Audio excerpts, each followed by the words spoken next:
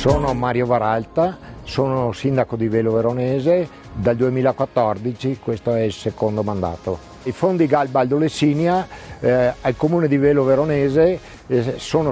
servono per alcuni interventi su beni ambientali, beni monumentali. Infatti lo scorso anno abbiamo ottenuto un contributo per la sistemazione della chiesetta del Monte Purga, che è la chiesetta sulla sommità del monte alle mie spalle, che è molto caratteristica, si vede da tutta la pianura padana e siccome ha bisogno di interventi perché c'è il tetto che sta collassando, adesso la prossima primavera faremo l'intervento e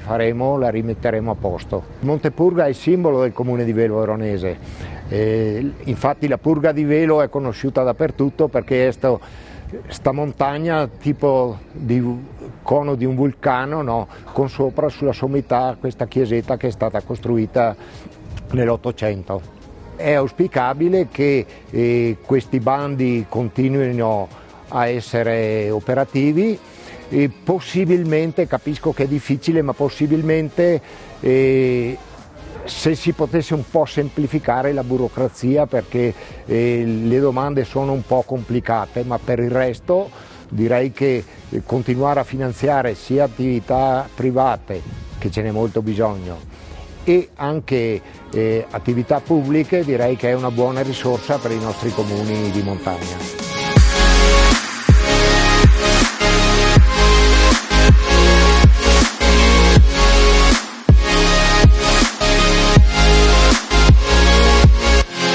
Noi siamo in rapporto con Galbaldo Lessinia, abbiamo anche un ottimo rapporto col presidente perché è uno qua di Badia Calavena, Ermanno Anselmi, direi che la collaborazione è molto buona e ci assiste anche abbastanza bene quando abbiamo qualche problema, direi che non abbiamo motivi di lamentarsi, anzi dobbiamo ringraziarli per la collaborazione che ci danno. Il valore aggiunto dei fondi Galbaldo Lessinia direi che è molto importante perché va a coprire delle nicchie di intervento che altrimenti non troverebbero spazio in altri bandi pubblici, bandi regionali o bandi statali che siano. Questo è particolarmente importante, specialmente nei paesetti piccoli come il nostro, dove le risorse sono molto limitate e